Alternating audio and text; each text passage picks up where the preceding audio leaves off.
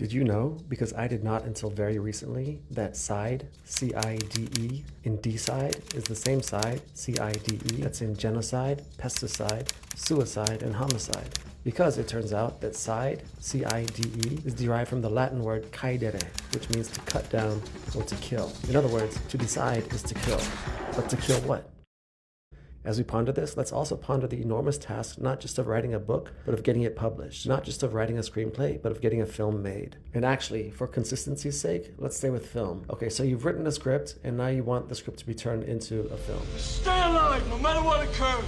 Maybe you're intent on making it yourself. We got it! Or maybe you're hoping someone else will make it. Either way, you're probably feeling like you've done your part, and now you need a little help from the universe. Help me help you. You need financing, gear, cast, crew, locations, etc. Every movie costs $2,184. In other words, you need someone to decide, there's that word again, to make your film. And sure, you know there are producers, production companies, and studios out there, but maybe you don't have a lot of industry connections. And so your yellow brick road of research leads you into the emerald city of grants, festivals, competitions, masterclasses, writing retreats, and filmmaker support organizations. It's a cluttered landscape out there, and everyone's promising to help you get your film made. If you're like me, the experience is both encouraging and exhausting. Encouraging because maybe you make some connections, maybe you gain some recognition, and maybe you start to feel like you have a handle on how the whole thing works. But it's also exhausting because of the number of applications you've written, the number of rejections you've received, the amount of feedback and notes that you've incorporated into your scripts, and last but not least, the sheer amount of money you've spent on memberships, workshops, retreats, festivals, and submission fees. The result is that you feel like the industry decision makers, there's that word again, decide, are surrounded by vast armies of what appear to be gatekeepers. Now, state your business! And you tell yourself that maybe that's how it should be, right? After all, the two fundamental characteristics of making a film are, one, that it's expensive. Every movie costs $2,184. And two, that it's collaborative. You need money and you need people, and that's just the way it is. But here's the thing. Or anyway, here's the thing for me. It's that every year, over 50,000 screenplays are registered with the WGA. But guess how many films are made each year? Come on, buddy, how many? Well, it's unclear exactly. Some say less than 500, others say as many as 1,500. So that's what? Either less than 1% or up to 3%. And look, this math is extremely fuzzy. Who knows what the exact numbers are? The point is just that a lot of scripts get written and a tiny, tiny fraction of them ever get made. And this brings up what is, for me, a fundamental question about the relationship between screenwriting and film production. And that question is, why do a select few scripts get turned into movies while the vast majority do not? Know what I mean? Like, is it quality? Are the scripts that are produced because they are the best? Maybe, kinda, but not necessarily, right? I mean, we all know that bad movies get made and good ones don't. So what then? Industry connections, is that it? It's not what you know, but who you know, that sort of thing? Someday my son will run it. Again, maybe, kinda, but a lot of people come out of nowhere and make a name for themselves while others grow up in the industry and never make anything. All right, where is it? Why haven't they found it? Personally, I think it's something else. I think there's another more elusive and more uncomfortable factor that explains why so many screenplays are written and so few films are made. Okay, a note of caution, this might get delicate, but bear with me. What's a film that you love? That's a joke because obviously I can't hear you right now. So let's use a film that I love. I love Mulholland Drive. It's quirky, it's beautiful, it's haunting, it's an absolute masterwork. It's all recorded. But I would argue it is a terrible script. Or what I really mean is that as a script, I don't think it stands a chance in today's marketplace of, quote, gatekeepers. I think it would perform terribly if it were sent out for coverage.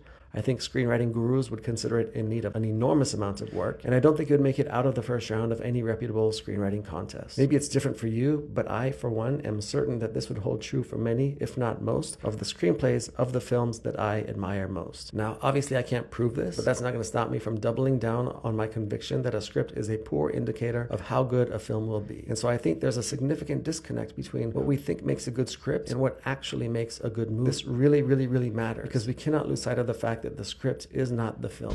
I will find you. And I think that gets a little lost or muddled somehow. Like, we know it, of course we do. But at the same time, we tend to think that only if and when a script is good enough will it be made into a movie. But again, a quote, good script, end quote, may or may not make a good film. But I think our tendency to believe that only if and when a script is good enough, it will be made into a movie has helped build up an entire industry around screenwriting and screenwriters. Now, a very quick aside is that you may know that originally screenwriting was not separate from production. And in fact, screenplays were frequently written after a story was developed, financing was secured, and production elements were in place. So screenplays were written in preparation for production because, and this is the crucial point, screenwriting was intricately integrated into the development, financing, and production process, which which makes sense, right? Because what would the point be of commissioning a screenplay if you didn't have the money to actually make the film? But over time, this began to change dramatically. And the situation today is that screenwriting has become its own self-sustaining industry. Now, not only must a screenwriter write any number of scripts on spec just to have a calling card, but screenwriting itself has become almost entirely disconnected from the development, financing, and production process. And with screenwriting separated from production like this, it begs the question of who has the experience or the qualifications to meaningfully evaluate the screenplay of, say, Mulholland Drive. And actually, you know what? Let's leave David Lynch and Mulholland Drive out of it entirely and ask who has the experience or the qualifications to meaningfully evaluate any screenplay. That screenwriting has become so separated from production must surely have something to do with the enormous disparity between the number of scripts that are written and the number of films that are made. How else to understand this massive imbalance between supply and demand? How else to understand that there are simply too many screenplays and not nearly enough people who see value in producing those screenplays? That's the real magic of the movies, and don't let anybody tell you different. Because when we lose sight of the fact that the script is not the film, we run the risk of evaluating a film based on the script rather than evaluating a script based on the film. In other words, what is a quote, good script if it is not also that which will result in a good film? And so it seems, at least to me, that this monumental imbalance between the supply of screenplays and the demand for them creates an opportunity for people and organizations to say they want to and are able to get a script made, even when they don't have any real ability to do so. I mean, if you've done any screenwriting, you're well aware of the bottom-feeding organizations and competitions that charge membership and submission fees but can't themselves make your movie or introduce you to people who can make it. Which brings us back to, you guessed it,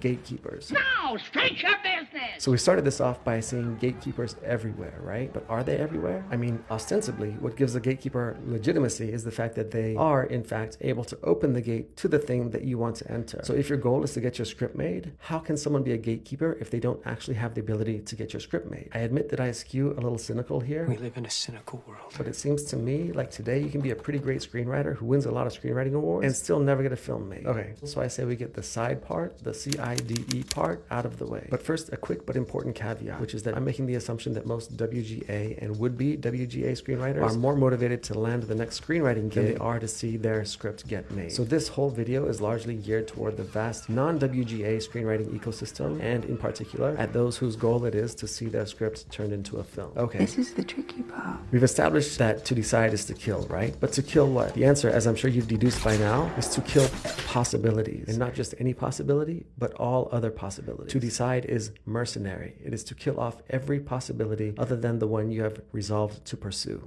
okay? So after all that, here's the point I'm clumsily trying to make. It's that because film production is so expensive and because it is so collaborative, the only way a film gets made is if someone or if some people decide to make it. Is that obvious? Maybe, but sit with it for a second. The only way a film gets made is if someone or some people decide to make it. And that's it. That's my answer. That's what I think best explains why a select few scripts get made while the vast majority do not. This is not in any way to downplay or disregard the importance of either quality or connections, but for me, the single most important thing is that someone decides to make the scripts that get made and no one decides to make the scripts that don't. Now, if you agree with this line of thinking, and of course you may not, but it brings up a bit of a delicate question, which is whether or not you have decided to make your film. But that's the thing about screenwriting being so separated from production. It's that it's now very possible, and there are a lot of people who will happily help you spend your time and your money delaying, deferring, outsourcing, and or somehow complicating this decision. But you'll remind me, film production is expensive. Every movie costs $2,184. And it's collaborative. You can't just tap your heels together and decide to make a movie. Maybe, maybe not. But one thing I've learned, or at least come to believe, is that it is not easier for someone else to make a movie than it is for you or for me. Now, that's one of those things that everyone thinks cannot possibly be true, but I think it is, because I think that fear and risk and vulnerability map onto your reality no matter what your reality is. Sure, circumstances differ dramatically, but the range of human emotion does not. Films are made because people decide to make them, not just the first time, but every single time. And at least to my mind, when you realize that, you also realize what it took Dorothy a fateful trip down the yellow brick road into the Emerald City to realize. Said come back tomorrow! That there is no one behind the curtain. So you get my point, right? Gatekeepers? What gatekeepers? Okay, so obviously I am not saying that there's no value in belonging to organizations, submitting to competitions, or going to workshops and retreats. There's community to be found, there's craft to be learned, and there's professional networking to be done. And absolutely, there are people and organizations out there that can genuinely change lives and transform careers. I am, however, suggesting that film and publishing and art more generally are powered by dreams. Wish I could be. And as you and I both know, where there is a dream, there is money to be made. Do I help them? Yes, indeed. The more more dreamers, the more money. I'm also suggesting that the difference between people who make things and people who want to make things has a lot to do with the decision to make things. And because people who make things decide to make things, it means that it is extremely difficult to get them to be the person to decide to make your thing. Why? Because your project is very likely one of the millions they had to kill off in order to pursue the one that they are currently pursuing. And personally, I find this enormously empowering because if nothing else, it is a reminder of all that becomes possible when a decision is made and a dream is pursued. As always, thank you for watching. Please take anything that's helpful and discard the rest.